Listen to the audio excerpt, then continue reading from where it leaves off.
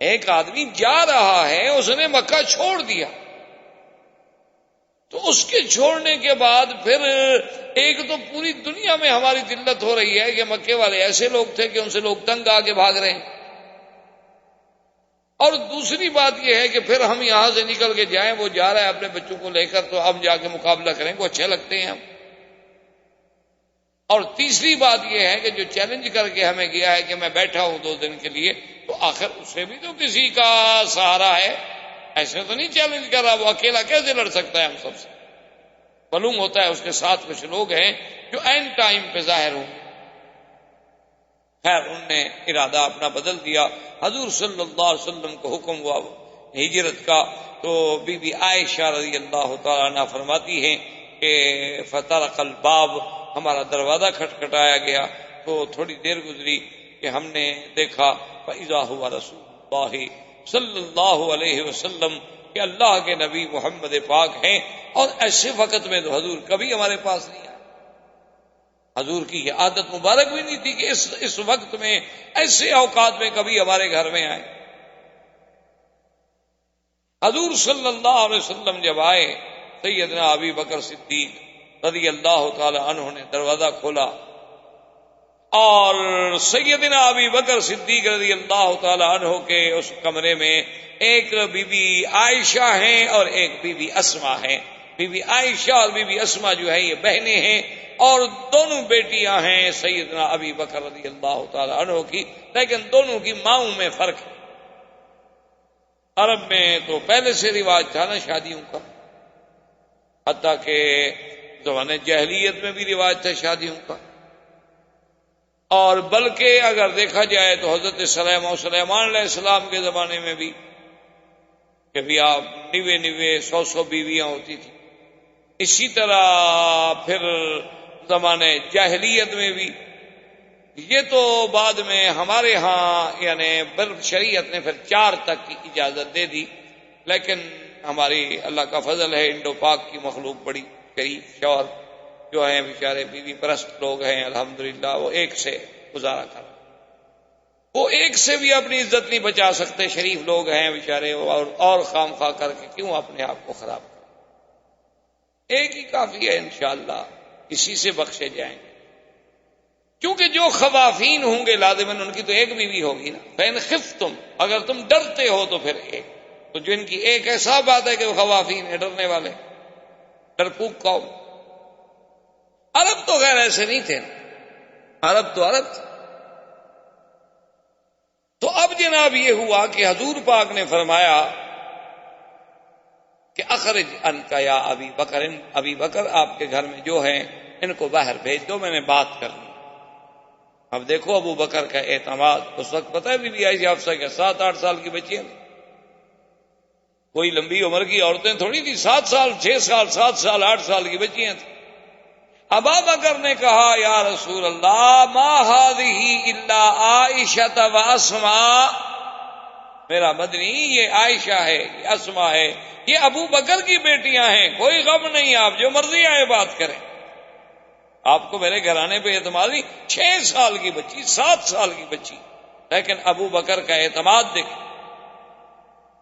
حضور صلی اللہ علیہ وسلم فرمایا انی امرت بالہجرہ، ابو بکر میں اس لیے آیا ہوں کہ اللہ نے مجھے حکم دیا ہے کہ میں اب مکہ چھوڑوں، میں اب ہجرت کروں، ہجرت کا حکم آ گیا ہے۔ تو ابی بکر نے فوراً کہا الصحبۃ یا رسول اللہ، حضور آپ کو تو حکم آ گیا، میرے لیے کیا حکم ہے؟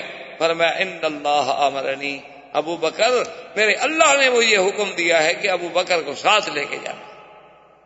فبکا ابی بکر، بی بی عائشہ کہتی ہیں میرے ابا روئے، اور اتنے روئے، فرماتی ہیں کہ ما رأیت احدا، میں نے زندگی میں نہیں دیکھا تھا کہ خوشی سے بھی کوئی روتا ہے، میں نے غم سے روتے ہوئے لوگ تو دیکھے تھے، لیکن مجھے یہ پتہ نہیں تھا کہ آدمی کبھی خوشی سے بھی رو پڑتا، خوشی سے بھی آنسو نکل آتے ہیں، اتنا خوش ہوتا ہے کہ اس کے آنسو نکل آتے ہیں۔ ابا رو پڑے، اور اس نے کہا کہ یا رسول اللہ صلی اللہ علیہ وسلم، خدا جانتا ہے میں نے تو 2 اونٹنیاں پال رکھی ہیں، اتنے عرصے سے گھاس کھلا رہا ہوں، اور میں نے تو ساری تیاری مکمل کر رکھی ہے ہجرت کی، محمد عربی صلی اللہ علیہ وسلم۔ حضور صلی اللہ علیہ وسلم بڑے خوش ہوئے، اور فیصلہ ہو گیا کہ ہم نے فلاں رات کو مکہ مکرمہ سے نکلنا ہے اور فلاں راستے سے نکلنا ہے، اور ابی بکر تم نے فلاں جگہ میری انتظار کرنی ہے، وہاں سے آ کے ہم نے پھر مل جانا۔ اور حضور صلی اللہ علیہ وسلم نے سیدنا علی رضی اللہ تعالی عنہ کو بلایا۔ حضرت علی رضی اللہ تعالی عنہ کو بلانے کے بعد حضور صلی اللہ علیہ وسلم کے اس زمانے میں کوئی کتابت، کوئی تعلیم، کوئی تحریر، کوئی ایسی چیزیں تو ہوتی نہیں تھی۔ آپ کے پاس سارے مکے والوں کی امانات پڑی تھی۔ اب دیکھیں خدا کی شان ہے کہ مکے والے لوگ چاہے اسلام نہ لے آئیں، حضور کا کلمہ نہ پڑھیں، حضور کو مانتے نہیں ہیں، لیکن جب کوئی اہم اور قیمتی چیز ہوتی، سونا ہے، زیور ہے، چاندی ہے، مجوہرات ہیں، کچھ پیسے ہیں، تو وہ کٹھے باندھ کے دے جاتے حضور کی خدمت میں کہ حضور آپ امانت رکھ لیں، کیونکہ جانتے تھے کہ مخالفت اپنے مقام پر ہے، لیکن محمد عربی امین، صادق، سچے ہیں، امانت والے۔ حضور پاک نے فرمایا کہ حضرت علی تمہارے ذمہ ایک ڈیوٹی ہے، ایک تو ہمارے ہجرت کر جانے کے بعد، سفر کر جانے کے بعد یہ امانتیں جو ہیں ہذہ لفلان و ہذہ لفلان، یہ فلاں کی ہے، فلاں کی ہے، فلاں کی ہے، ان سب کافروں کے گھر میں پہنچانی، حاضر یا رسول۔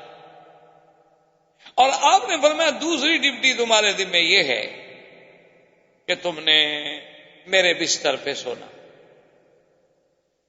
کیونکہ ہم نے رات کے آخری حصے میں سفر کرنا ہے، تم نے میرے بستر پہ لیٹ جانا، اور اوپر کپڑا لے لینا ہے کہ اگر کافر کوئی نگرانی بھی ہماری کر رہے ہوں، چونکہ ہمیں پتا ہے کہ وہ ہمارے پیچھے لگے ہوئے ہیں، ہو سکتا ہے کہ ہماری ہجرت کے وقت میں بھی نگرانی کر رہے ہوں، تو کم از کم انہیں یہ تسلی ہو کہ شاید اللہ کے نبی سو رہے ہیں اور ہمیں کو سفر کرنے کا موقع مل جائے۔ تو حضرت علی رضی اللہ تعالی عنہ نے عرض کیا کہ حاضر یا رسول اللہ، حاضر یا رسول اللہ، یا نبی اللہ، بالکل میں حاضر، مجھے کوئی انکار۔ تو اسی لیے اس میں کوئی شبہ نہیں، یہ بہت بڑا مقام ہے، لیکن بعض روافض اسی بات کو بھی دلیل بناتے ہیں کہ حضور کے بعد تو خلافت کا حقدار حضرت علی تھا، کہ حضور نے اپنی امانتیں جو ہیں وہ حضرت علی کو سپرد کی ہیں، وہ حضرت ابو بکر کو تو نہیں دی۔ اسی طرح امت بھی تو ایک امانت ہے، تو جب امانتوں کے رکھوالے خود حضور حضرت علی کو بنائیں تو حضور کے بعد پھر اور کیسے کوئی آدمی اس امت کا رکھوالا بن سکتا ہے؟ اور دوسری بات یہ ہے کہ حضور کے اس تخت پر، اس چارپائی پر، اس مقام پر حضور کے حکم سے حضرت علی لیٹے ہیں، تو جس کو حضور نے اپنے بستر پہ بٹھا دیا ہو تو اس تخت پہ کوئی اور کون بیٹھ سکتا؟ حالانکہ اصولی سی بات یہ ہے کہ یہ سب قیاسی باتیں ہیں، یعنی خیالات ہیں، دلائل ہیں عقلی، اور آپ کو پتا ہے کہ عقلی دلائل تو ہر کسی کے پاس ہوتے ہیں، ہر قوم کے پاس، ہر مذہب کے پاس۔ دیکھیں نا جی، اب اتنی ساری دنیا جو ہے بتوں کی پوجا کر رہی ہے، دلائل تو ان کے پاس بھی ہے نا، اپنے دل کو اطمینان دلانے کے لیے آخر کوئی چیز تو ہے جس نے ان کے دماغ کو بھی تسلی دی ہوئی ہے کہ ہم یہ اچھا کام کر رہے ہیں، ورنہ ایک عام آدمی کو پتہ لگتا ہے کہ دیکھو مورتی انہوں نے خود بنائی ہے، خود رکھ کے پوج رہے ہیں، کوئی عقل کی بات ہے؟ لیکن آخر ان کے پاس تو کوئی دلیل ہے نا جو ان کو وجہ اطمینان بنی ہوئی ہے کہ ہمارا کام ٹھیک ہے۔ ورنہ دلیل کا معنی ہمیشہ یاد رکھیں یہ ہوتا ہے کہ اللہ کا حکم کیا ہے، دلیل یہ نہیں ہوتی کہ تم عقل لڑاؤ، ایک بات ہمیشہ یاد رکھیں، ورنہ دلیل ہر باطل کے پاس ہو، ہر فرقے کے پاس دلیل ہوتی ہے، ہر غلط آدمی کے پاس بھی دلیل ہوتی ہے۔ اچھا آپ دو آدمی لڑ جائیں، ہر آدمی جس کے پاس جائیں گے آپ وہ کہے گا نہیں جناب اس کی زیادتی ہے، کمال کرتے ہیں آپ، اس کے پاس جائیں وہ کہے گا نہیں جناب اس کی زیادتی ہے، کمال کرتے ہیں آپ، وہ بھی دلیل دے گا، وہ بھی دلیل دے گا، دلیل تو ظالم کے پاس بھی ہوگی، مظلوم کے پاس بھی ہوگی۔ حالانکہ دلیل کا معنی یہ نہیں ہوتا، ہمیشہ یاد رکھیں، دلیل کا معنی یہ ہوتا ہے کہ اللہ اور اللہ کے رسول کا اس بارے میں کیا حکم ہے۔ اگر اللہ کے رسول کے بارے میں حکم نہ ملے تو پھر اجماع امت کس بات پہ ہے؟ اجماع امت نہ ہو تو پھر ہم قیاس کریں گے کسی دوسرے مسئلے پر۔ یہ چار چیزیں ہیں، یہ دلیل نہیں ہوتی کہ اپنا عقل لڑا لیں، اور اگر اپنا عقل لڑائیں تو میں آپ سے پوچھتا ہوں، ایک وہ آدمی ہے جس کو کافروں کی امانتیں ملی ہیں، اور ایک وہ ہے جس کو اللہ نے خود محمد مدنی امانت کے طور پر دیا ہے کہ اس کو ساتھ لے جاؤ۔ تو حقدار زیادہ کون ہے پھر؟ یعنی ایک آدمی تو ان چاندی سونے کی امانتوں کی حفاظت پہ رکھا گیا ہے، اور ایک آدمی کو خود نبی کے وجود کی امانت سپرد ہوئی ہے کہ ابو بکر یہ تمہارے سپرد ہے، پھر کس کی زیادہ فضیلت ہو؟ ایک آدمی حضور کے بستر پہ لیٹا ہے اور ایک خود محمد مدنی جس کی گود میں لیٹا ہے، ان دو میں سے پھر افضل کون ہوگا؟ حضرت علی تو حضور کے بستر پہ لیٹے اور حضور غار میں ابو بکر کی گود میں لیٹے ہیں، تو پھر آپ بستر پہ لیٹنے والا افضل ہوگا یا جو خود نبی کا بستر بن گیا ہے وہ افضل ہوگا؟ اس لیے عقلی دلائل کی بات نہیں ہوتی، اصل بات قرآن و حدیث کے دلائل کی ہوتی ہے۔ حضور صلی اللہ علیہ وسلم اللہ کے نبی، یہ سارا فیصلہ ہو گیا۔ حضور پاک کا گھر مبارک یوں سمجھ لیں جیسے یہ چھتا بازار ہے، غزہ ہے، ابھی یہاں بیت خدیجہ تھا، اور سیدنا صدیق کا گھر تھا جہاں ابھی یہ شرکہ مکہ بنی ہوئی ہے، یہ تھی شار ابی بکر صدیق، اور یہاں پہلے ایک مسجد بھی آتی تھی، مسجد ابی بکر صدیق، اور وہی بیت ابی بکر صدیق تھا۔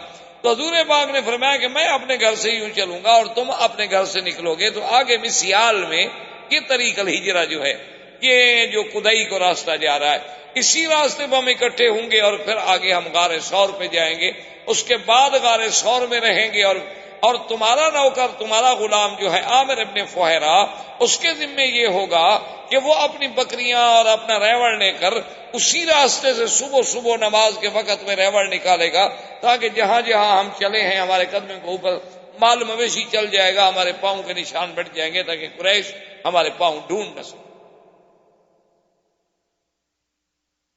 حضور صلی اللہ علیہ وسلم نکلے تو باہر 60 قبیلے کے آدمی جو تھے جی تلواریں لے کے کھڑے محاصرہ کر، اور حدیث پاک میں آتا ہے کہ حضور نے مٹی اٹھائی اور اس کے بعد فرمایا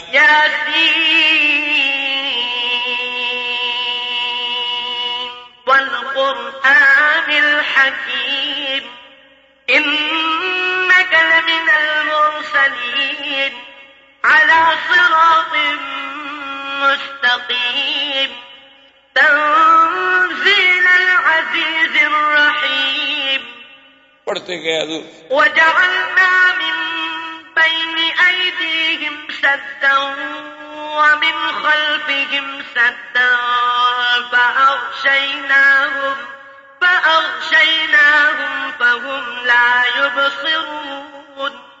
اور حضور نے پڑھا شاہت الوجوہ، شاہت الوجوہ، اور مٹی پھینکی۔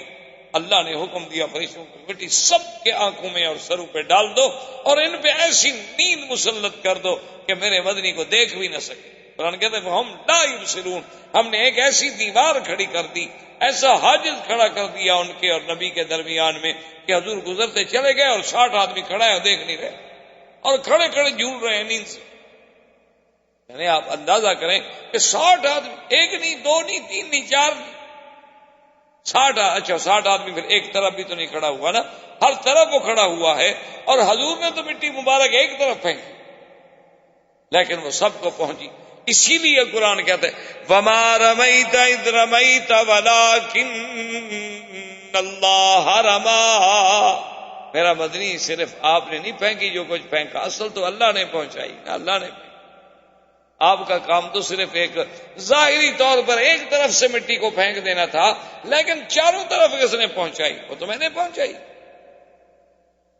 اب جناب حضور صلی اللہ علیہ وسلم تشریف لے گئے، آگے سیدنا ابی بکر انتظار میں ہیں، اور حضور نے فرمایا ابو بکر تمہارے اور میرے درمیان میں فاصلہ ہوگا، ہم اکٹھے نہیں چلیں گے، تاکہ خدا نہ خواستہ کوئی دشمن آگے آ جائے تو دونوں کو پر تو حملہ نہ ہو جائے نا، کم سے کم ہمارا آپس میں فاصلہ تو۔ اصل میں یہ ساری بات کیا ہے یاد رکھنا، یہ ہجرت ہو، اسراء ہو، معراج ہو، سفر طائف ہو، سفر مدینہ ہو، یہ تعلیم تھی حضور کی امت کے لیے، ورنہ اللہ چاہتے تو جبریل کو بھیج کے معراج پہ جا سکتے ہیں، براق پہ مدینہ نہیں جا سکتے، کوئی بات ہے؟ حضور صلی اللہ علیہ وسلم کا سفر اگر آسمانوں تک ہو سکتا ہے اور معراج ہو سکتا ہے، 7ویں آسمان اور سدرۃ المنتہا تک جا کے مکے واپس آ سکتے ہیں، تو مدینہ منورہ حضور کو بھیج دینا کون سا مشکل ہے؟ لیکن پھر امت کو کیسے تعلیم ملتی کہ اگر امت کو کبھی ہجرت کرنی پڑے، اگر امت کو کبھی کافروں کے مقابلے میں گھر چھوڑنا پڑے، اگر امت کو کبھی باہر جانا پڑے، تو پھر ایسے اسباب پیدا کیے جائیں گے۔ یہ ہم نہیں کریں گے کہ اسباب کو چھوڑ دیں، اسباب کا خالق بھی اللہ تبارک و تعالی ہے، اسباب پر بھی عمل کریں گے اور اللہ تبارک و تعالی پر بھی توکل کریں گے۔ سیدنا ابی بکر فرماتے ہیں کہ میرے لیے بڑی مشکل ہو گئی کہ حضور تو کچھ آگے چلے گئے، میں جب اپنی گلی سے نکلا تو سامنے مجھے ایک کافر آتا ہوا مل گیا، اس نے مجھے تو پہچان لیا اور کہا کہ من هذا الرجل، یہ آگے جو جا رہا تھا یہ کون؟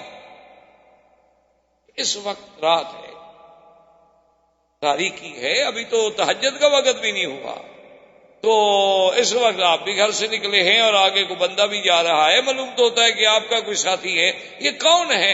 ابو بکر فرماتے ہیں کہ اب میں پریشان تھا کہ اگر بتاتا ہوں تو پھر راز نبوت کھل جاتا ہے، اور اگر میں غلط بات کہتا ہوں تو پھر جھوٹ بھی میں نہیں بولنا چاہتا تھا، تو اللہ نے مجھے بات سجائی، تو میں نے فوراً کہا کہ رجل یہدینی سوا السبیل، یہ وہ بندہ ہے جو مجھے راستہ دکھلاتا ہے۔ اب اس نے سمجھا کہ اچھا ابو بکر کہیں جانا چاہتا ہے، اس کو ساتھ لے آیا ہوگا کہ مجھے راستہ بتلا دو، راستہ دکھلاتا ہے۔ اور ابو بکر کہہ رہے تھے کہ راستہ صراط مستقیم، جنت کا راستہ دکھلانے والا بندہ ہے، یہ تو وہ بندہ ہے، یہ یہدینی سوا السبیل۔ اور حضور صلی اللہ علیہ وسلم جب آگے بڑھ گئے تو حضور نے فرمایا ابو بکر ایک بات کا خیال رکھو کہ پورا پاؤں زمین پہ مت رکھو، پاؤں کے اگلے حصے پہ زور دے کے چلو، کبھی اپنے پاؤں کو تھوڑا موڑ لو، تاکہ تم جانتے ہو قریش بڑے قبائل کے لوگ ہیں، بڑے مال مویشی والے لوگ ہیں، ان کو پاؤں پہ چھاننا مشکل نہیں ہوتا۔ یہ بھی ایک فن ہے نا جی، پاؤں کا جاننا۔ ہمارے یہاں آپ کے ملکوں میں، ہمارے پاکستان میں، ہندوستان میں اور دیگر ملکوں میں سراغی جی نے کہا جاتا ہے، وہ اتنے ماہر ہوتے ہیں کہ ایک دفعہ اگر ان کی نظر سے ایک پاؤں گزر جائے چلتا ہوا مٹی پہ، تو وہ اگر 50 سال کے بعد بھی دیکھیں تو کہیں گے یہ وہ آدمی، اتنے ماہر ہو۔ اور عرب بھی اسی طرح ماہر ہوتے۔ ان کا بڑا ایک عجیب واقعہ ہے نا کہ ایک دو ساتھی جا رہے تھے، راستے میں انہوں نے دیکھا کہ پاؤں ہے، نشان ہے اونٹ کے پاؤں کا، 2 اونٹ ہیں جا رہے ہیں، ان کے پاؤں کے نشان ہیں۔ تو ایک نے کہا کہ یہ جو اونٹ ہے نا یہ لنگڑا معلوم ہوتا ہے پاؤں کے نشان دیکھ کر۔ دوسرے نے کہا بھئی صرف لنگڑا نہیں معلوم ہوتا، مجھے تو یہ کانا بھی معلوم ہوتا ہے، اس کی آنکھ بھی ایک ہے۔ پھر تیسرے نے کہا کہ یار یہ صرف کانا نہیں ہے، اس کو خارش کی بیماری بھی ہے۔ یہ باتیں کرتے ہوئے جاتے، آگے ایک بندہ مل گیا، انہوں نے کہا یار کس کی باتیں کر رہے؟ انہوں نے کہا یار ابھی جو اونٹ گزرے ہیں نا تو ہمارا خیال ہے کہ ایک تو اونٹ جو ہے وہ لنگڑا ہے۔ اس نے کہا تمہیں کیسے پتا؟ اس نے کہا یار پاؤں نہیں دیکھا، پاؤں صحیح نہیں رکھتا نا برابر، پاؤں میں لنگڑا پن ہے، اور وہ کانا بھی ہے۔ اس نے کہا یہ تمہیں کیسے پتا چلا کانا ہے؟ اس نے کہا یار گھاس ایک طرف کا کھایا ہوا ہے، اس طرف تو اس نے منہ ہی نہیں مارا، معلوم ہوتا ادھر والا اس کو نظر ہی نہیں آتا نا۔ اور تیسرے نے کہا کہ اس کو خارج بھی، اس نے کہا ہوگا، دیکھو درخت کو سے رگڑا لگایا ہے تو درخت پر اس کے چمڑا لگا ہوا ہے، تو اس نے باقاعدہ درخت کے ساتھ جا کر اپنا وجود رگڑا ہے، کوئی خارج لگی ہوئی ہے نا اس کو۔ تو انہوں نے کہا تم سچ کہتے ہو، میرا اونٹ ہے، لنگڑا بھی ہے، کانا بھی ہے، خارج زدہ بھی۔ یہ تو ایسی قوم تھی کہ اونٹوں کے پاؤں دیکھ کر پہچاننے والی، اور آج کل بھی ہیں دنیا میں، اس میں تو کوئی شک نہیں۔ جتنے ہمارے صحرا کے رہنے والے لوگ ہوتے ہیں ان کے پاس 2-2 ہزار بکری ہوتی ہے، 2-2 ہزار دمبا ہوتا ہے، 1000 گائے ہوتی ہے، اور جناب وہ اپنا پاؤں دیکھ کے یہ کہ پہچان لیں گے کہ میری بکری کا پاؤں، بکری جیسی بکری کروڑوں ہوتی لیکن وہ پہچان لیتے۔ اسی لیے تو امام راضی کہتا ہے نا کہ ایک بدو سے میں نے پوچھا کہ تم کون مذہب کیا؟ تم نے کہا میں مسلمان ہوں۔ تو میں نے کہا تم نے کلمہ پڑھا ہے؟ انہوں نے کہا پڑھا ہے۔ میں نے کہا خدا کو مانتے ہو؟ انہوں نے کہا مانتا ہوں۔ خدا ہے؟ بالکل ہے۔ تو امام راضی کہتے ہیں مجھے ایسی عقل میں سوجھی کہ چلو ہے تو یہ بدو قسم کا آدمی نا، تو میں اس سے پوچھوں کہ خدا ہے، کیا دلیل ہے تمہارے پاس؟ اس نے مجھے گھور کے دیکھا، کہنے لگا مولوی صاحب عجیب آدمی ہو، یہ پاؤں دلالت کر رہا ہے کہ بکری گزری ہے، یہ مینگنی دلالت کر رہی ہے کہ یہاں سے اونٹ گزرا ہے، یہ چیزیں تو اتنے بڑے اونٹ پہ دلالت کر رہی ہے، ساری کائنات نہیں دلالت کر رہی کہ میرے بھی بنانے والا کوئی ہے۔ عجیب آدمی ہو، ہم یہ پاؤں دیکھ کے فیصلہ کر لیتے ہیں کہ ہرن گزرا ہے یا خرگوش گزرا ہے یا بکری گزری ہے یا دمبا گزرا ہے، تو یہ پاؤں ہمیں بتلا رہا ہے، یہ پوری کائنات نہیں بتلا رہی کہ خدا کوئی ہے۔ اس نے کہا، راضی نے کہا کہ یار یہ تو بڑی اچھی دلیل ہے اس کے۔ انہوں نے کہا اچھا یہ بھی تو ہو سکتا ہے نا کہ خدا دو ہوں؟ انہوں نے کہا نہیں، خدا ایک۔ انہوں نے کہا اچھا ایک ہونے پر تمہارے پاس کیا دلیل ہے؟ انہوں نے کہا مولوی صاحب تمہارا دماغ تو نہیں چل گیا، اگر خدا دو ہوتے نا تو روز جھگڑا ہوتا ہے، کہتا ابھی دن رہنے دے، کہتا نہیں میں ابھی رات لاتا ہوں۔ تو جو کمزور ہو جاتا ہے وہ خدا تھوڑا ہوتا ہے، کمزور بھی کبھی خدا بنا ہے بنا، جو تکڑا ہو جاتا خدا تو وہی بنتا، پھر بھی تو ایک رہتا، دو ہوتے تو نظام تو نہ چلتا ہے، کہتا چھٹی کرو، کہتا نہیں پڑھنے دو۔ اس لیے حضور نے فرمایا کہ اگلے پاؤں پہ چلیں تاکہ قریش کو ہمارے پاؤں نہ مل جائے، اور عامر ابن فویرہ سے کہیں کہ وہ صبح صبح اپنے مویشی لے کے آئے اور اسی راستے سے گزار دیتا کہ ہمارے پاؤں جو ہیں وہ چھپ جائیں تاکہ ہم آسانی کے ساتھ غار میں سفر کر سکیں۔ حضور صلی اللہ علیہ وسلم سفر کر رہے ہیں، اور ادھر جب کافروں کی ہوش آیا، آنکھیں کھلی، ایک آدمی سے کہا کہ بھی دیوار پہ ہاتھ کے اندر کیوں نہ جائے؟ وہ دیوار پہ چڑھا لیکن اتر آیا۔ اس نے کہا بات یہ ہے کہ حضور تو سو رہے ہیں۔ تو اس نے کہا پھر اندر تم کیوں نہیں گئے؟ اندر جاؤ۔ انہوں نے کہا دیکھو اگر ہم نے کسی کے گھر کے اندر چڑھائی کی نا تو قیامت تک تانا رہے گا کہ عورتیں گھر میں ہوتی ہیں، بچے گھر میں ہوتے ہیں، ہم نے ان کے گھروں میں حملہ کیا، ان کے گھروں میں داخل ہو گئے، یعنی کافر بھی اس گھر میں داخل نہیں ہوتا تھا کہ جہاں غیر عورت رہتی۔ کافروں کو بھی اتنی شرم تھی کہ جس گھر میں عورت ہو ہم اندر جائیں، باہر کھڑے رہیں گے لیکن بھی اندر نہیں۔ اب جب صبح ہو گئی، بالکل وقت ہو گیا صبح کا، فخرج علی رضی اللہ تعالی عنہ، حضرت علی نکلے۔ اب حیران پریشان کہ اس وقت حضور بھی آتے تھے حرم، یہ حضرت علی جا رہے۔ حضرت علی تو کبھی یہاں ہوتے نہیں تھے۔ انہوں نے اس سے کہا بھی تم نے جو دیوار سے دیکھا تھا؟ اس نے کہا میں نے تو سوتے ہوئے دیکھا نا، کپڑا ڈال کے ایک آدمی سویا، مجھے کیا پتا حضرت علی سو رہے تھے کہ اللہ کے نبی سو رہے تھے۔ اب کھڑے ہیں، تھوڑی دیر گزری، دیکھا تو کوئی بھی نہیں۔ انہوں نے کہا بے وقوفو خرج محمد صلی اللہ علیہ وسلم۔ اچھا دوسرا کہ یار یہ میرے سر میں مٹی کہاں سے آ گئی؟ انہوں نے کہا کمال ہے، مٹی تو میرے سر میں بھی ہے، یار ہمارے سر میں مٹی کیسے آ گئی؟ اب 60 آدمیوں کے سر۔ انہوں نے کہا معلوم ہوتا ہے کہ انہو القت التراب علی رؤوسنا، اللہ کے نبی ہمارے سروں پہ مٹی پھینک کے چلے، ہم ناکام۔ تو اب ایسا کرتے ہیں کہ ڈھونڈتے ہیں اور تلاش کرتے ہیں کہ اللہ کے نبی کہاں گئے۔ زندگی باقی تو بات باقی، وما علینا الا البلاغ۔ برادران اسلام، واجب الاحترام بزرگوں، دوستوں، بھائیوں، عزیز نوجوانوں، دروس سیرت نبی صلی اللہ علیہ وسلم کے بارے میں ہمارا یہ سلسلہ درس الحمدللہ قدر استطاعت اور قدر علم ہم نے ابتدا سے لے کر اس مقام پہ پہنچے تھے کہ حضور صلی اللہ علیہ وسلم کو حکم ہجرت ملا، کیونکہ اللہ کے نبی کا کوئی عمل اللہ کے حکم کے بغیر نہیں ہوتا، اور یہ تو ایک بہت بڑا عظیم مسئلہ تھا، سرزمین حرم کو چھوڑنا، مکہ شریف کو چھوڑنا، کعبۃ اللہ کو چھوڑنا، یہ کوئی معمولی سی بات نہیں تھی۔ افضل بقعۃ فی العالم، پوری کائنات میں سب سے افضل زمین کا ٹکڑا جو ہے وہ اللہ کا کعبہ ہے، حتیٰ کہ صحیح احادیث میں موجود ہے کہ حضور صلی اللہ علیہ وسلم نے کعبۃ اللہ میں کھڑے ہو کر یہ ارشاد فرمایا تھا کہ واللہ انک لخیر ارض اللہ واحب ارض واحب الی اللہ۔ حضور نے کعبۃ اللہ کی طرف اشارہ کر کے فرمایا کہ اللہ کا کعبہ، مجھے اللہ کی قسم ہے کہ ساری کائنات میں سب سے بہتر اور سب سے زیادہ محبوب کتاب جو ہے اللہ کو وہ تیرا تو ہی، اور ساتھ یہ بھی فرمایا کہ واللہ مجھے اللہ کی قسم ہے ما خرجت منک، مجھے اگر میری قوم نکلنے پہ مجبور نہ کر دیتی تو میں تجھے چھوڑ کے کبھی نہ جاتا۔ تو اللہ کے کعبے کو چھوڑنا، سرزمین حرم کو چھوڑنا، یہ کوئی معمولی سی بات نہیں کہ اللہ کے نبی کھڑے رو رہے۔ یہ تو اصل میں ایک مسئلہ ہے نا جی کہ قدر جوہر بدانن، کہ جوہر کا پتہ جوہری کو لگتا ہے۔ ایک عام آدمی کے سامنے ڈائمنڈ یا ایک پتھر میں کیا فرق ہے، لیکن جوہری اس کی قیمت کا اندازہ کرتا ہے۔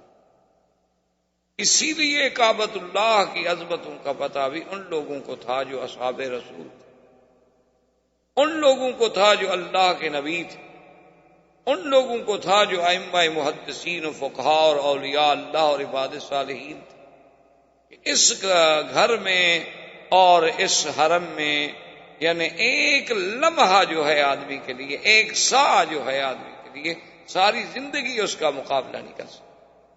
ہم تو مادیات کا شکار ہو کر یہاں آتے ہیں اور پھر ان معاملات میں اتنی کھو جاتے ہیں کہ ہمیں دوستوں کے لیے بھی ٹائم مل جاتا ہے، ہمیں پکنک کے لیے بھی ٹائم مل جاتا ہے، واک کرنے کے لیے بھی ٹائم مل جاتا ہے، لیکن حرم میں حاضر ہونے کو ٹائم نہیں ملتا۔ اصل بات یہ نہیں ہوتی، اصل یہ ہے کہ اللہ اتنا قریب رکھ کر بھی اپنے بندے کو اندر نہیں آنا۔ تو اللہ کا گھر ہے، اللہ کو کیا ضرورت؟ اللہ راضی ہوتے ہیں تو لوگ ہزاروں روپے خرچ کر کے آتے ہیں عمرے پر اور رات دن حرم میں پڑے ہوتے ہیں، طواف کر رہے ہوتے ہیں۔ اور ایسے لوگ بھی ہیں بد نصیب کے اللہ کے گھر میں رہتے ہیں، ملازمت ہے، نوکری ہے، جگہ ہے، رہائش ہے، گاڑی ہے، کار ہے، وسائل ہے، لیکن پھر بھی حرم میں نماز نصیب نہیں ہوتی، طواف نصیب نہیں ہوتا۔ تو ان چیزوں کا تحسر دنیا میں تو خیر کسی کو کیا محسوس ہوگا، اللہ والوں کو تو محسوس ہوتا ہے، ورنہ پھر ہر آدمی کو اس کا آخرت میں پتہ چلے گا کہ ہم نے اتنی بڑی نعمت کا کس انداز سے ناشکر۔ تو حضور سرکار دو عالم صلی اللہ علیہ وسلم نے جب ہجرت کا فیصلہ فرما لیا اور سرکار دو عالم صلی اللہ علیہ وسلم نے اس کی تقسیم کار ایسے کی کہ آپ نے سیدنا علی رضی اللہ تعالی عنہ کو فرمایا کہ تمہارے ذمے تو یہ ہوگا کہ تم میرے بستر پہ، میرے فراش پہ میری چادر اوڑھ کے سو جاؤ گے، تاکہ اگر دشمن دیکھنے کی کوشش کریں تو انہیں اطمینان ہو کہ اللہ کے نبی ابھی گھر میں ہیں اور ہمیں کچھ فاصلہ کرنے کا موقع ملے۔ اور سیدنا ابی بکر صدیق رضی اللہ تعالی عنہ سے یہ فرمایا کہ اللہ کا حکم ہے ابو بکر کہ میں نے تمہیں اپنے ساتھ لے جانا، تم نے میرے ساتھ چلنا ہے، لیکن اس انداز میں ہم نے چلنا ہے کہ اپنا ایک وقت معین ہوگا اور ہم فاصلے سے چلیں گے کہ میں آگے ہوں گا، آپ مجھ سے کچھ دور، اور آپ کا جو غلام ہے عامر ابن فہیرہ، اس کی یہ ڈیوٹی ہوگی کہ جو راستہ ہم نے اختیار کرنا ہے اس پر وہ اپنے مویشی جانور، بکریاں، گائے اور اونٹنیاں لائے گا تاکہ وہ پاؤں جو ہیں ہمارے چھپ جائیں۔ اور عبداللہ ابن ابی بکر کی یہ ڈیوٹی ہوگی کہ وہ ہمیں روزانہ کے معلومات جو ہے وہ پہنچائے گا کہ آج کیا ہوا، آج مکے میں کیا ہو رہا ہے۔ اور بی بی اسما کے ذمہ یہ لگایا گیا کہ تم نے ہمیں طعام پہنچانا ہے۔ یہ ساری تخطیط جو تھی، یہ ساری تنظیم جو تھی، یہ خود حضور سرکار دو عالم رحمت دو جہاں صلی اللہ علیہ وسلم نے خود فرمایا۔ اسی لیے علماء لکھتے ہیں کہ اول فدائی جو ہے میرے مدنی پاک کا اعتبار جان فدا کرنے کے، اس اعتبار سے وہ حضرت علی ہیں کہ اس موقف کو جانتے ہو کہ کافر کتنی دشمن، پھر بستر پہ لیٹ جانا یہ کوئی آسان بات ہے، یہ بہت بڑی قربانی تھی، بہت بڑی اللہ کے نبی سے محبت کی انتہا تھی کہ آپ نے جان داؤ پہ لگا دی۔ اور سیدنا صدیق رضی اللہ تعالی عنہ کا تو اس سے بھی بڑا امتحان ہے کہ وہ امانت نبوت کو لے کے ساتھ چل رہا۔ سیدنا علی رضی اللہ تعالیٰ عنہ کے لیے تو خطر اس وقت تک ہے جب تک کہ کافروں کو ہو سکتا ہے پتہ نہ چلے وہ حملہ کر دیں، لیکن جب بات معلوم ہو جائے گی تو بات ختم ہو گئی کہ بھئی اللہ کے نبی تو چلے گئی ہے تو حضرت علی۔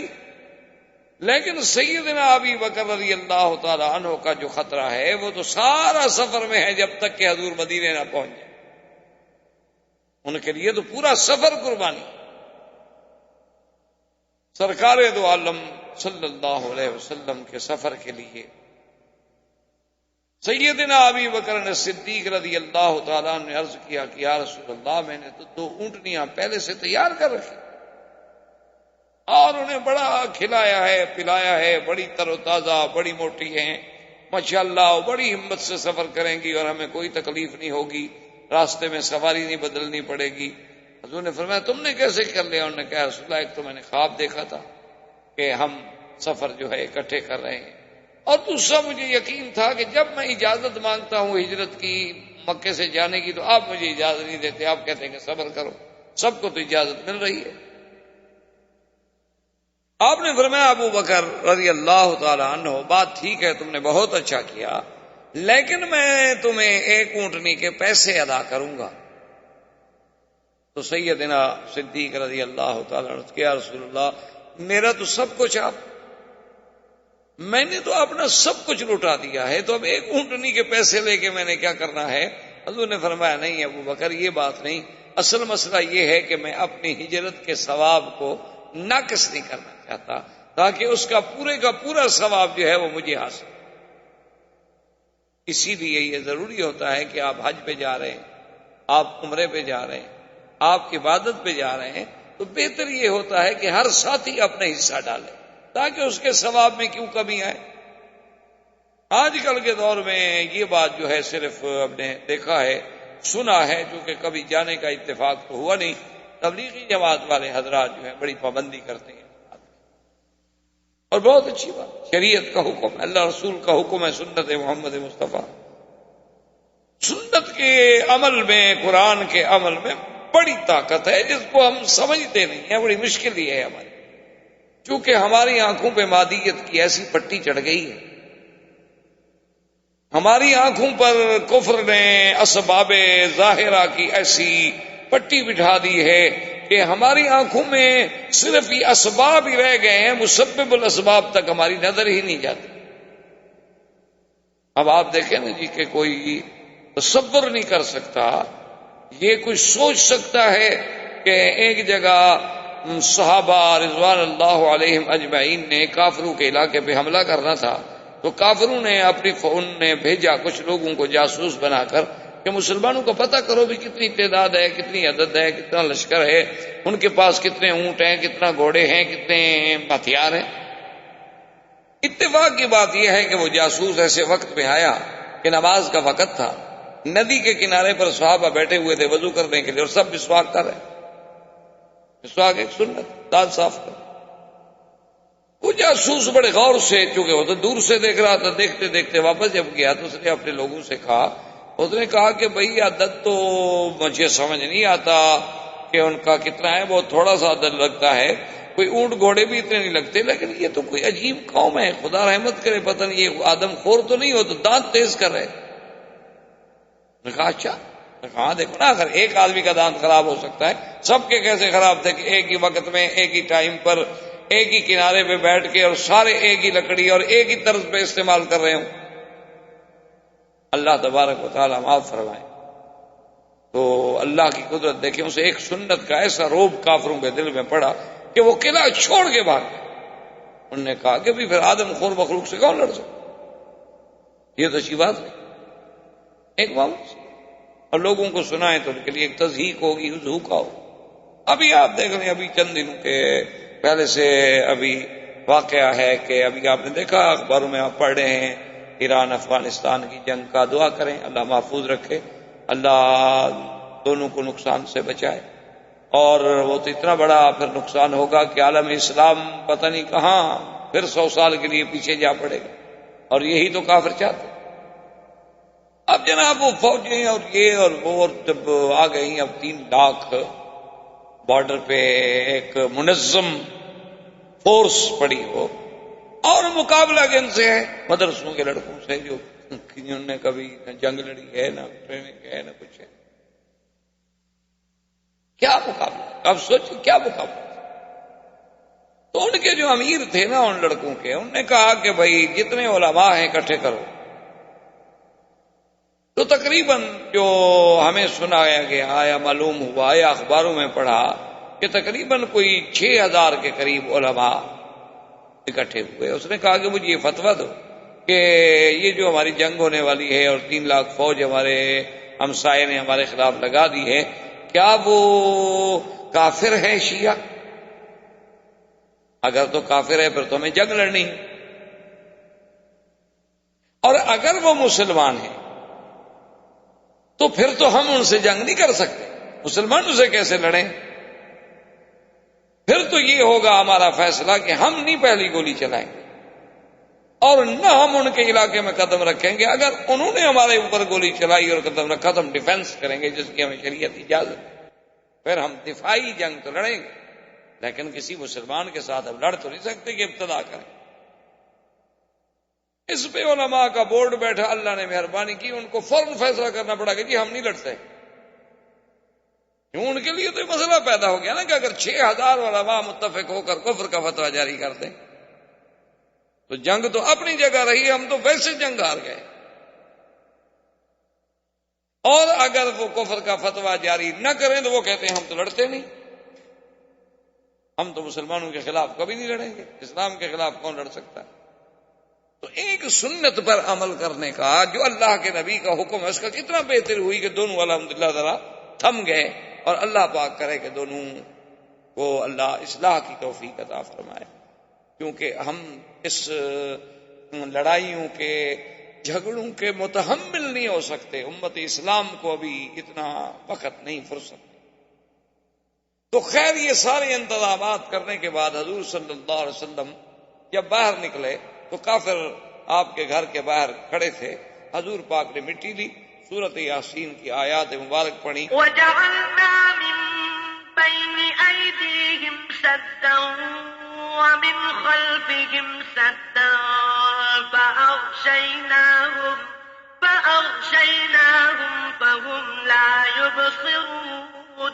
شاہت الوجوہ، شاہت الوجوہ، شاہت الوجوہ پڑھ کے حضور نے پھینکا. اللہ نے وہ مٹی جو تھی تمام کافروں کی آنکھوں میں، سروں میں ڈالی، وہ سب کے سب غنودگی کا شکار ہو گیا. حضور آرام سے حضور صلی اللہ علیہ وسلم تشریف لے گئے. یہ اب آپ یوں سمجھیں کہ جیسے اب محلہ مسفلہ ہے، یہ حرم کے سامنے مکہ کمپلیکس ہے، یہ سارا راستہ جو یہ مسیال کہلاتا ہے، اور یہی آگے جا کے شارع ابی بکر صدیق ہے، شارع ابراہیم الخلیل ہے، اور یہی راستہ پھر جا کے کدائی سے ہوتا ہوا غار ثور کی طرف، جس کو آج کل مخطط دار الہجرہ کہتے ہیں. اصل یہی طریقہ الہجرہ. حضور صلی اللہ علیہ وسلم اسی طرف روانہ ہوئے، اور کافروں نے جب کافی دیر ہو گئی، صبح کا وقت قریب آ گیا، وہ حیران ہو گئے کہ حسب عادت آج حضور صلی اللہ علیہ وسلم باہر نہیں آئے. تو ایک نے کہا کہ چلو بھی دیکھتے ہیں. وہ دیوار پہ چڑھ کے اس نے دیکھا، اس نے کہا کہ بھئی حضور تو سو رہے،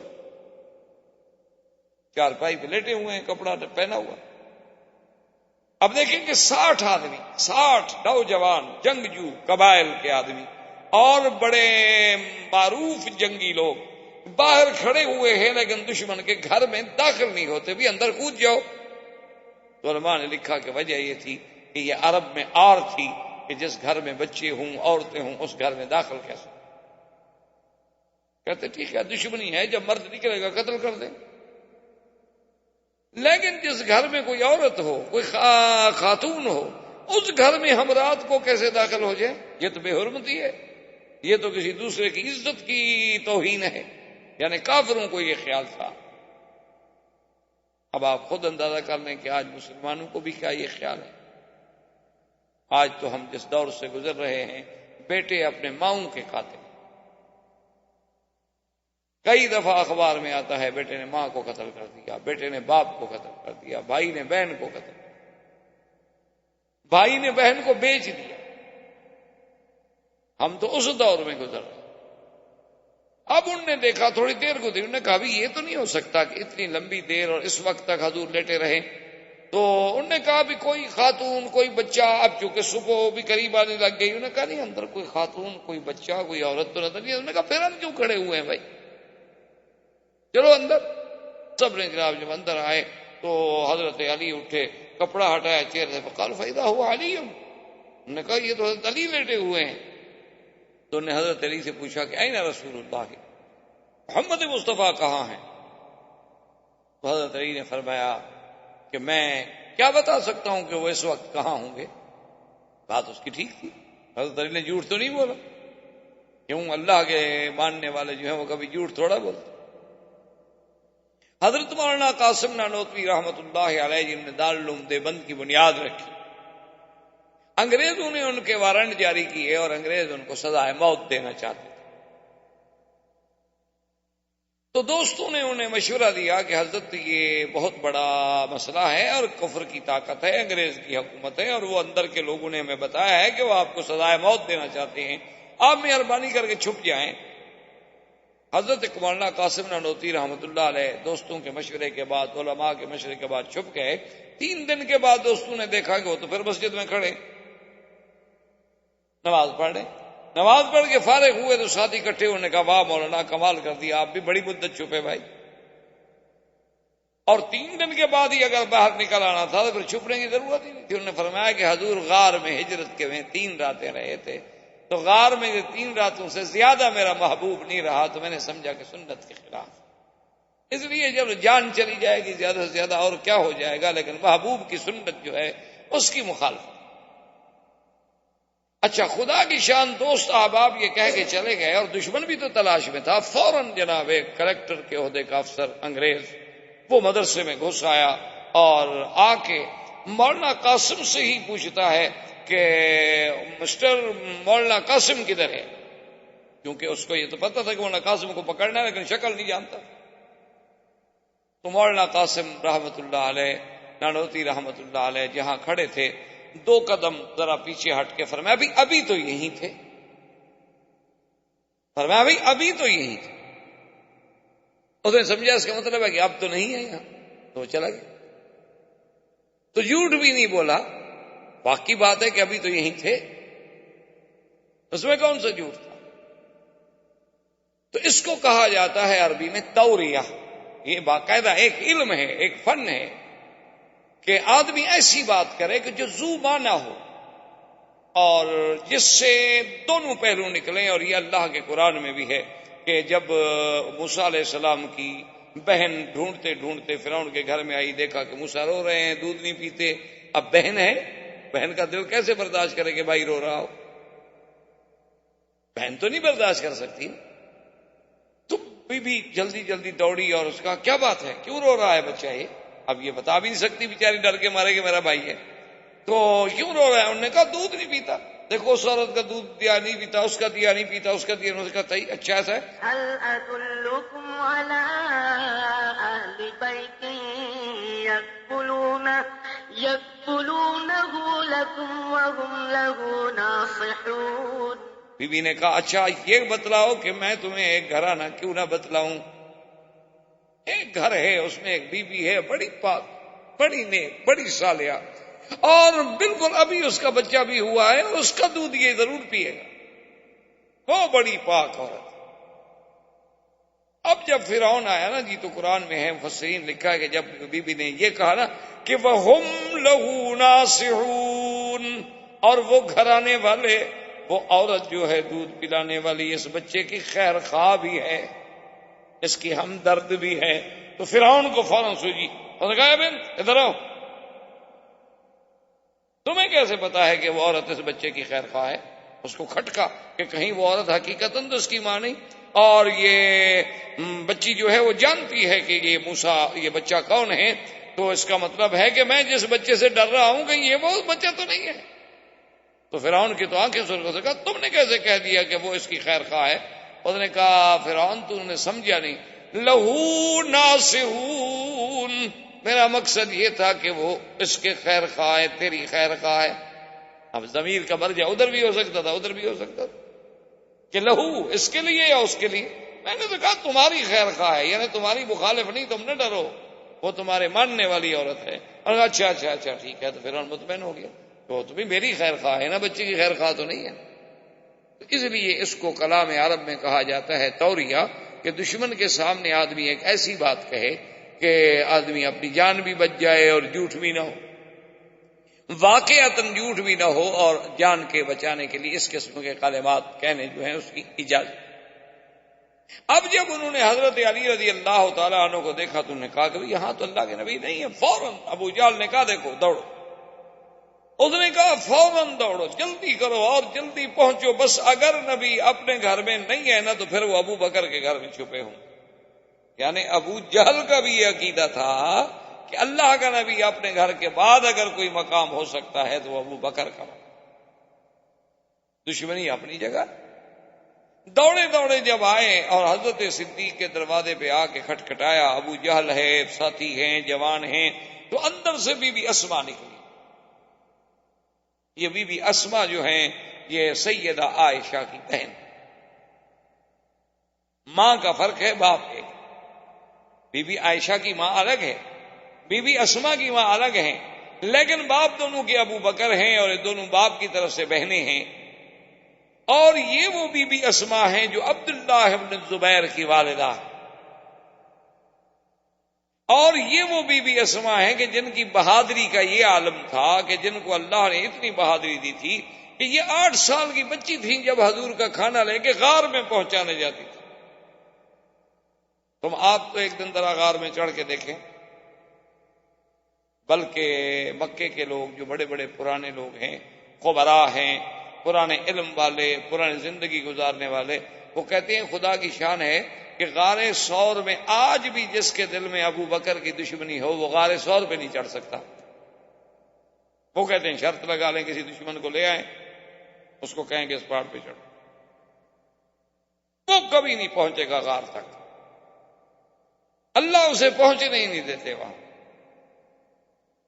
کہ جب تم منکر ابو بکر ہو تو پھر وہاں جانے کا کیا مطلب. تو سیدہ اسما جو ہیں یہ اتنی بہادر بچی ہے کہ 8 سال کی عمر ہے. 8 سال کی عمر کیا ہوتی؟ ہمارے بچے بھی تو ہیں نا 8 سال کے, آپ دیکھیں کیا کرتے ہیں ماشاءاللہ. ہاں البتہ ٹی وی شیوی وی سی آر یہ چلا لیتے ہیں, اس میں ماہر ہیں. اس میں خاصی ترقی کی ہے ہماری نسل نے ماشاءاللہ, بہت آگے جا رہی ہے. اور اب تو ایسی ترقی کر گئے ہیں کہ فلمیں جو دیکھتے ہیں نا اپنے گھروں سے چھلانگ لگا کے کئی بچے مر گئے.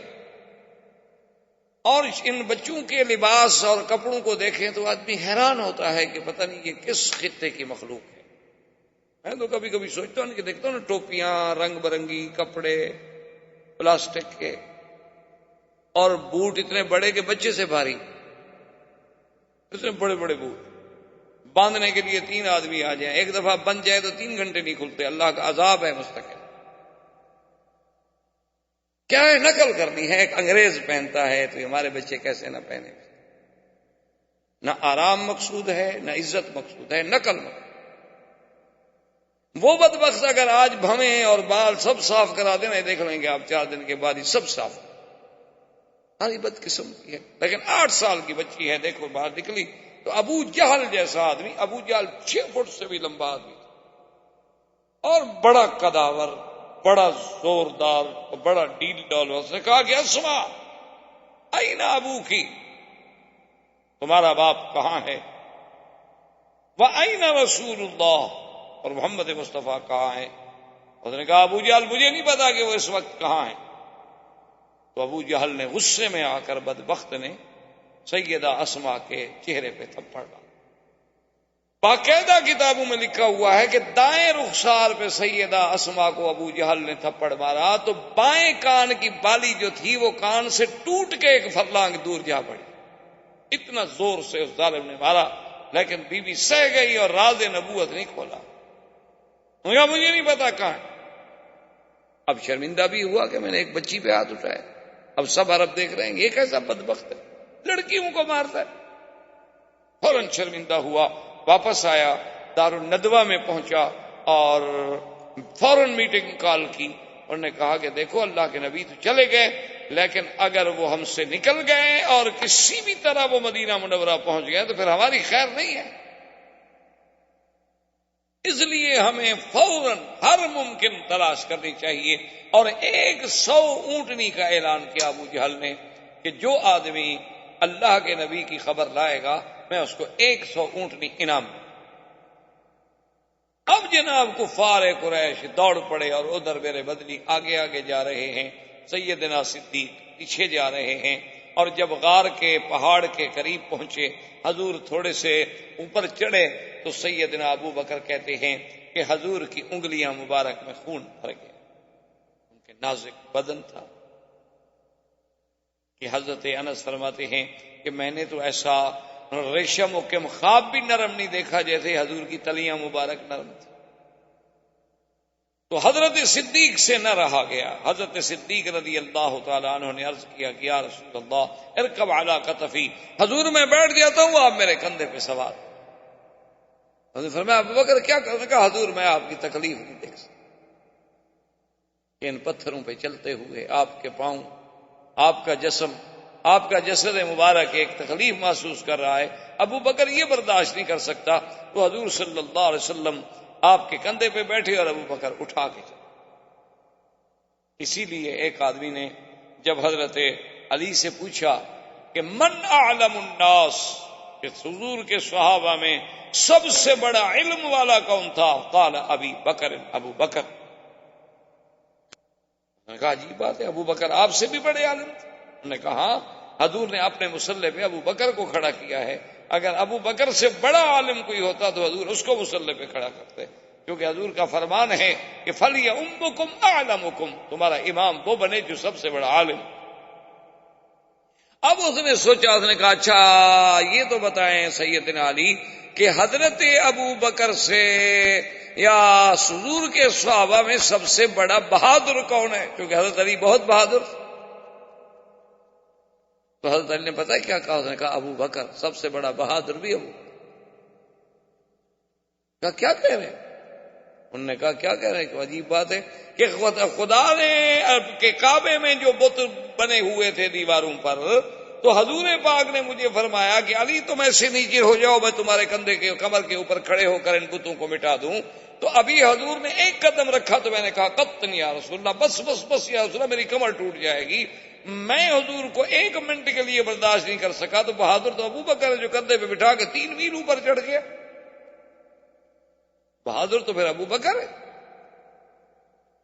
الذی حملہ الی الغار. اور اللہ کی شان دیکھیں کہ ایک دل میں جب بغض ہو نا جی تو پھر باتیں بغض والی سوجتی ہیں، محبت ہو تو محبت والی سوجتی ہیں. یعنی اگر آپ سبز اینک لگائیں گے تو ماحول سبز نظر آئے گا، اور سرخ شیشے ہوں سرخ نظر آئے گا.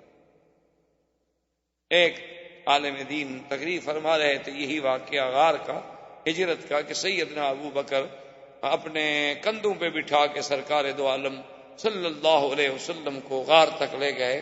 تو یہ فضیلت اور کسی کو نہیں ملی کہ اس نے کبھی حضور کو اٹھایا ہو کندھوں. تو ایک منکر صدیق نے، ایک شقی نے، ایک بدبخت نے یہ لکھا. اس نے کہا کہ جی یہ کون سی فضیلت ہے کہ ابو بکر کے کندھوں پہ حضور بیٹھ گئے؟ تو حدیث میں موجود ہے کہ رکب علی حمار، حضور تو گدھے پر بھی سوار ہوئے ہیں، اگر ابو بکر پہ سوار ہو گئے تو کیا ہو گیا؟ انہوں نے کہا یہ کون سی فضیلت ہے کہ آپ اہل سنت والجماعت اس بات کو بھی فضیلت میں شمار کرتے ہیں کہ حضور اس کے کندھے پہ بیٹھے تھے؟ تو حضور صلی اللہ علیہ وسلم تو گھوڑے پہ بھی بیٹھے ہیں، اونٹ پہ بھی بیٹھے ہیں، گدھے پہ بھی بیٹھے ہیں، ابو بکر پہ بھی بیٹھ گئے نعوذ باللہ، تو کیا ہو گیا؟ یعنی مقصد اعتراض.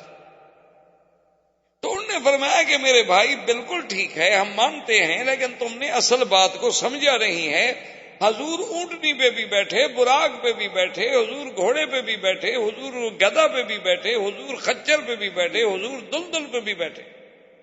یہی تو ہمارا عقیدہ ہے. لیکن ہمارا ایمان ہے جس اونٹ پہ حضور بیٹھے ہیں وہ اونٹ ساری دنیا کے اونٹوں سے افضل ہے، اور جس گدھا پہ حضور بیٹھے ہیں وہ گدھا ساری دنیا کے گدھوں میں افضل ہے، اور جس بندے پہ نبی بیٹھا ہے وہ بندہ ساری دنیا کے بندوں سے افضل. یہی تو ہمارا عقیدہ ہے، اسی کو تو ہم بیان کرتے ہیں. ہم منکر تو نہیں ہیں کہ حضور نہیں بیٹھے. فلما دنا الى الغار، جب حضور غار کے قریب پہنچے اس نے کہا یا رسول اللہ کیف یا رسول اللہ، حضور آپ اتریں، ٹھہر جائیں ٹھہر. حضور فرمایا نماز ہے آپ. کہنے لگا حضور مدتوں کی پہاڑوں میں غار ہے، خدا جانے اندر کوئی جانور ہو، کوئی سانپ ہو، کوئی پہاڑی بچھو ہو اور کوئی موذی اشیاء اندر ہوں تو میں کیسے برداشت کر سکتا ہوں کہ پہلے میرا محبوب اندر جائے، پہلے مجھے جانے دے، میں صاف کروں، اطمینان کروں، پھر میرا محبوب اندر آئے. تو حضور نے فرمایا کہ اچھا ٹھیک ہے. تو حضرت ابو بکر اندر تشریف لے گئے اور کپڑے سے پوری غار کو صاف کیا اور دیکھا کہ کہیں سوراخ ہے، کہیں کوئی چیز ہے، کہیں کوئی چیز ہے. غاریں پرانی سی غاریں تھی تو کہیں کپڑا پھاڑ کے اس میں دے دیا، کہیں کوئی چیز دے دی. بند کر کے اطمینان کرنے کے بعد اس نے عرض کیا ادخل یا رسول اللہ، اب حضور آپ اندر تشریف لائیے. تو علماء نے اس عمل سے ایک مسئلہ استنباط کیا. انہوں نے کہا کہ جب مکے کے جبل ثور کی غار میں پہلے ابو بکر داخل نہ ہوں تو نبی داخل نہیں ہوتے، تو مسلمان کے دل والی غار میں بھی جب تک حب ابو بکر نہیں ہوگی تو حب رسول کبھی داخل ہو ہی نہیں. یہ اللہ کی حکمت. جو ابو بکر کا منکر ہے وہ رسول کا منکر کہ فمن احبهم فبحبی احبهم ومن ابغضهم فببغضی ابغضهم. میرے آقا نے فرمایا کہ جو صحابہ سے محبت کرتے ہیں وہ دراصل صحابہ سے محبت نہیں، وہ میری محبت ہے. جو میرے صحابہ، اس لیے محبت ہے نا. ومن ابغضهم، اور جن کو صحابہ سے بغض ہے، فببغضی ابغضهم، ان کو دراصل محمد الرسول اللہ سے بغض ہے. صحابہ کا تو بہانہ کرتے ہیں، اصل تو اللہ کے نبی سے بغض. اب جناب کفار قریش کے جو وہ گروپ بن گئے، تم ادھر بھاگو ادھر بھاگو، تلاش کرو تلاش کرو، اور جناب جہاں جاتے ہیں کوئی نشان ہی نہیں ملتا. کیونکہ وہ تنظیم ایسی تھی نا کہ جب صبح ہونے سے پہلے تو عامر ابن فہرہ مال لے گئے، اور جہاں جہاں حضور پاک کے قدم تھے، ابو بکر کے قدم تھے، اوپر مال چلا گیا، خلاص نشان مٹ گئے. لیکن ڈھونڈتے ایک گروپ جو ہے وہ عین غار ثور پہ پہنچ گیا. جب وہاں پہنچا وہ گروپ، اب کتابوں میں مختلف باتیں ہیں. بعض لوگ کہتے ہیں، بعض روایات میں یہ بھی ہے کہ ایک عنکبوت کہتے ہیں مکڑی. یہ آپ نے دیکھا نا مکڑی گھروں میں جالا تن دیتی ہے، کوئی گھر ویران پڑا رہے تو اس کی چھتوں کے ساتھ ایسے جالا سا بنا لیتی ہے. یہ اس کو مکڑی کہا جاتا ہے، عربی میں اس کو کہتے ہیں عنکبوت. تو بعض علماء یہ کہتے ہیں کہ اللہ نے اپنے رسول کو محفوظ رکھنے کے لیے صلی اللہ علیہ وسلم وہاں عنکبوت کو حکم دیا کہ یہاں جالا شالا بنا دو، اور ایک کبوتری کو بھی حکم دیا کہ تم بھی یہاں آرام سے بیٹھ جاؤ اپنے انڈوں پہ، کہ جو آ کے دیکھے گا وہ کہے گا کمال ہے بھئی، اگر اس غار میں کوئی داخل ہو تو کم سے کم یہ جالا تو ٹوٹے نا. اور غار میں داخل ہو تو یہ آرام سے پرندہ کیسے بیٹھا رہے انڈوں پہ، کم سے کم یہ اڑ جائے، پریشان ہو، کچھ اس میں اضطراب کی حرکات ہوں. ادھر تو کوئی نہیں معلوم ہوتا. لیکن یہ روایات کسی صحیح حدیث میں نہیں ملتی. البتہ بعض روایات میں ہیں جو روایات ضعیف ہو سکتا ہے. وما ذلک علی اللہ بعزیز، اللہ کے آگے کون سی مشکل بات. اللہ تبارک و تعالی اگر ہدہد سے حضرت سلیمان علیہ السلام کے لیے اتنا بڑا کام لے سکتے ہیں تو کیا کسی اور پرندے سے میرے مدنی صلی اللہ علیہ وسلم کی حفاظت کا کام نہیں لیا جا سکتا؟ کوئی بڑی بات نہیں. لیکن بہرحال یہ واقعہ کسی حدیث صحیح میں ہمیں ملتا ہے کہ کسی صحیح حدیث مبارک میں ملے.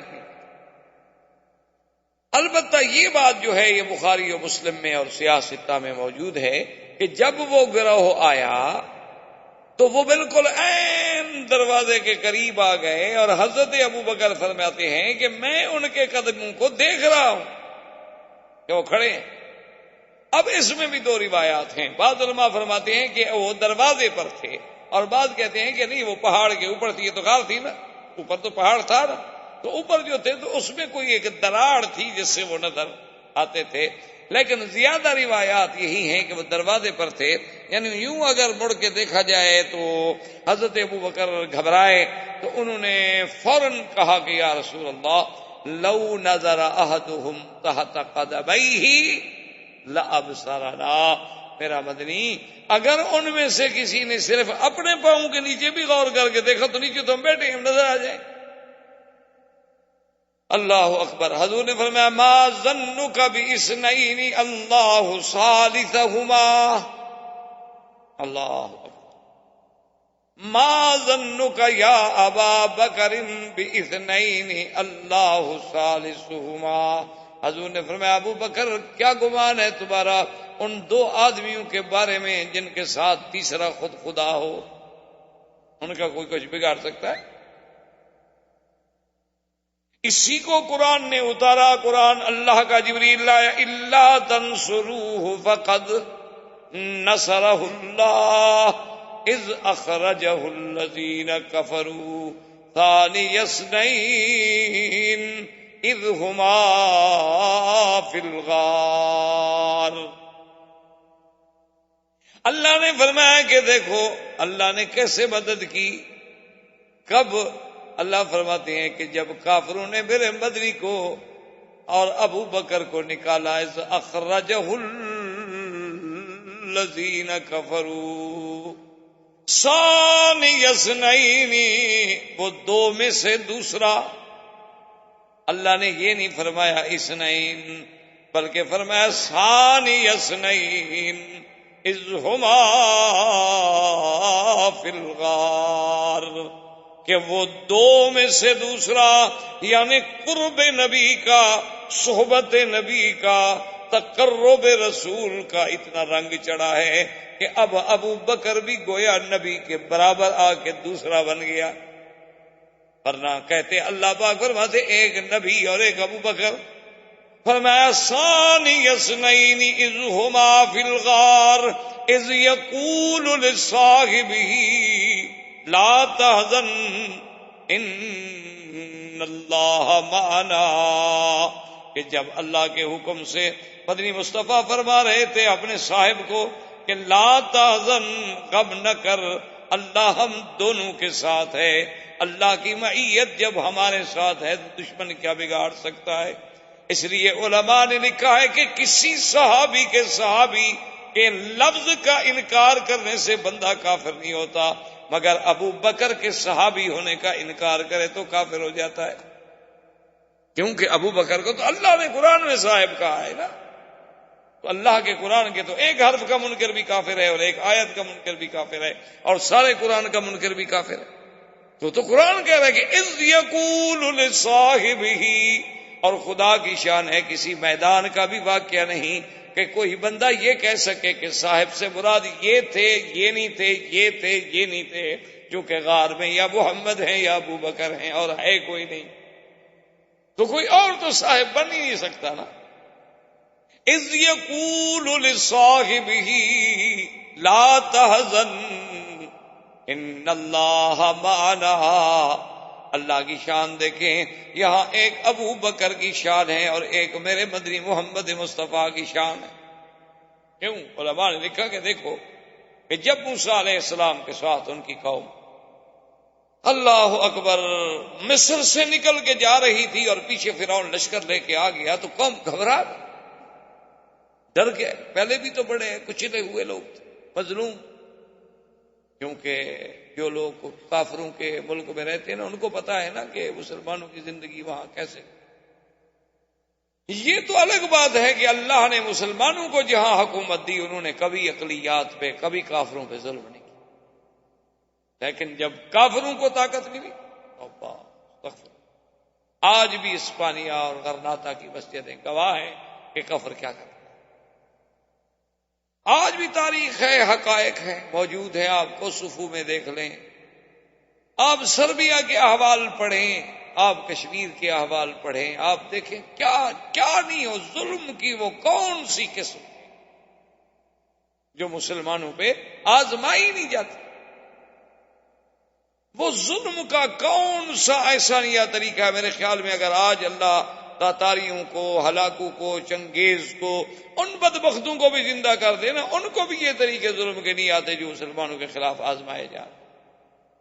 لیکن تاریخ اٹھا کے دیکھ لیں کہ مسلمانوں نے کبھی کسی کافر پہ، کبھی کسی کافر اقلیت پہ ظلم نہیں کیا، ان کا تحفظ کیا، ان کے معابد کا، ان کے مندروں کا، ان کے گرجاؤں کا، ان کے کلیساؤں کا، ان کی حفاظت کی۔ بلکہ حضور حکم فرماتے تھے کہ کبھی جنگ میں دوسرے مذہب کے کسی پادری کو، کسی راہب کو قتل نہ کیا کرو جب تک کہ وہ خود تلوار نہ ہو۔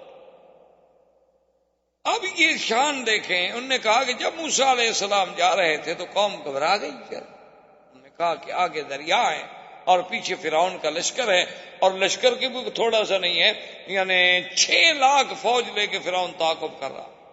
تو موسیٰ علیہ السلام کے پاس آئے، انہوں نے کہا کہ جی ہم تو مارے گئے، آگے جاتے ہیں دریا ہے، دریا پہ کوئی پل نہیں، کوئی کشتی نہیں، کوئی قصہ نہیں، اور اگر ٹھہرتے ہیں تو ہم کیا مقابلہ کر سکتے ہیں، 6 لاکھ کی فوج آ رہی ہے فرعون کی۔ تو موسیٰ علیہ السلام نے کیا کہا؟ قال كلا إن معي ربي سيهدين فرمایا قوم مت ڈرو، میرا رب میرے ساتھ ہے، مجھے راستہ دکھلائیں۔ انہوں نے کہا یہی فرق ہے موسیٰ اور محمد مصطفیٰ کا، کہ موسیٰ علیہ السلام نے کہا میرا اللہ میرے ساتھ ہے، لیکن یہ شان کرم ہے محمد پاک کا۔ انہوں نے فرمایا ان اللہ معنا ابو بکر، اللہ ہم دونوں کے ساتھ ہے۔ انہوں نے یہ نہیں کہا کہ صرف میرے ساتھ ہے، تو یہ شان رحمت کی علامت۔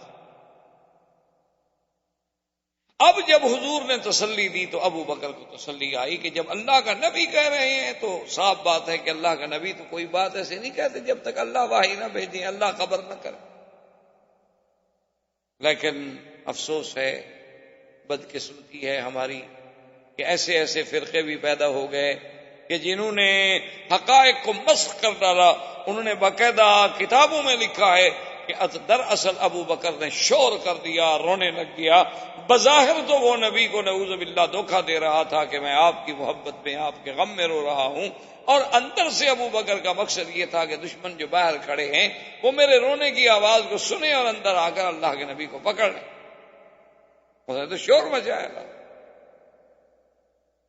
لیکن خدا کی قدرت دیکھو کہ 1400 سال گزر گئے، اس وقت تو وہ شور کافروں نے نہیں سنا، اگر سنتے تو چھوڑ دیتے بھلا، لیکن انہوں نے نہیں سنا۔ ان نے 1400 سال کے بعد ان کے ذاکروں نے شور سن لیا۔ مکے والوں نے جو غار کے اوپر کھڑے تھے وہ تو نہیں سن پائے۔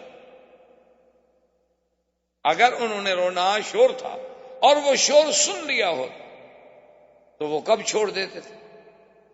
اور اسی لیے خدا کی شان دیکھیں، وہ تو علام الغیوب ہے نا، علیم بذات الصدور ہے۔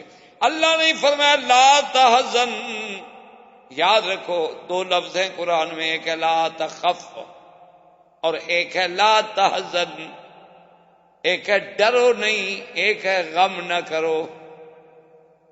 ان دونوں میں بہت بڑا فرق ہے۔ جب آدمی کو اپنا ڈر ہو تو وہاں ہوتا ہے کہ بھئی مت ڈرو، جیسے موسیٰ علیہ السلام کو اللہ نے حکم دیا کہ تمہارے ہاتھ میں کیا ہے؟ اللہ میاں لکڑی، فرما گراؤ، پھینکو، پھینک کے سام پڑ گیا، بھاگے موسیٰ علیہ السلام۔ اللہ فرمایا خذھا ولا تخف، موسیٰ علیہ السلام پکڑو لکڑی، ڈرو شرو نہیں، خیر ہے، یہ تو معجزہ ہے، ہم نے سام بنایا، ابھی لکڑی ہم بنا دیتے ہیں۔ تو موسیٰ کو اپنا ڈر تھا تو اللہ نے فرمایا لا تخف، اور اللہ نے اسی موسیٰ کی اماں کو فرمایا کہ جب دشمنوں کو پتہ چل جائے تیرے بچے کا، وَأَوْحَيْنَا إِلَىٰ أُمِّ مُوسَىٰ أَنْ أَرْضِعِيهِ فَإِذَا خِفْتِ عَلَيْهِ فَأَلْقِيهِ فِي الْيَمِّ وَلَا تَخَافِي وَلَا تَحْزَنِي إِنَّا رَادُّوهُ إِلَيْكِ وَجَاعِلُوهُ مِنَ الْمُرْسَلِينَ۔ اللہ نے فرمایا کہ موسیٰ کی اماں اپنے بچے کو دودھ پلا کے صندوق میں بند کر کے ڈرو نہیں دریا میں ڈال لو، لا تخافی، تم اپنا بھی کوئی ڈر نہ کرنا، تمہاری بھی ہم حفاظت کریں گے، ولا تحزنی، اور موسیٰ کا بھی ڈر نہ کر، غم نہ کر، اس کا بھی کوئی فکر نہ۔ انا رادوہ الیک، ہم موسیٰ کو تمہاری طرف لوٹائیں گے، وَجَاعِلُوهُ مِنَ الْمُرْسَلِينَ، اور ہم موسیٰ علیہ السلام کو مقام رسالت بھی عطا فرمائیں گے۔ تو اللہ نے یہاں بھی کیا فرمایا؟ اللہ نے فرمایا اِذْ يَقُولُ لِصَاحِبِهِ لَا تَحْزَنْ، میرا مدنی اپنے سنگی کو، ساتھی کو، صاحب کو کہہ دے کہ وہ تیرا غم نہ کرے۔ وہاں بھی ابو بکر کو غم تھا تو محمد مصطفیٰ کا تھا، نہ اپنا فکر تھا نہ غم تھا۔ اللہ نے لا تخف نہیں فرمایا بلکہ لا تحزن کا لفظ فرما کر ہمیشہ کے لیے دشمنوں کا منہ بند کر دیا۔ حضور صلی اللہ علیہ وسلم غار میں ہیں اور پوری کفر کی طاقت جو ہے نا جناب وہ تلاش میں ہے، لیکن اللہ کی شان ہے کہ ایسا نظم ہے، اور یہ سعادت ملی تو صرف صدیق کے گھرانے کو ملی ہے کہ غار کا ساتھی ہے تو ابو بکر ہے، اور سارے دشمنوں کی خبریں لانے والا ہے تو عبداللہ ابن ابی بکر ہے، ابو بکر کا بیٹا ہے، اور نقش مٹانے والا ہے تو ابو بکر کا غلام عامر ابن فہیرہ ہے، اور طعام پہنچانے والی ہے تو ابو بکر کی بیٹی ہے، اور راز نبوت کے لیے مار کھانے والی ہے تو وہ ابو بکر کی بیٹی ہے، جس کو اللہ اتنی نعمتیں دے اس کی شان میں کون کمی کر سکتا؟ یہ تو ہماری کم عقلی ہے، ہمارے ان دوستوں کی کم عقلی ہے کہ جن کو آج تک اصحاب رسول کی عظمت اور مقام جو ہے وہ سمجھ نہیں آ سکتا۔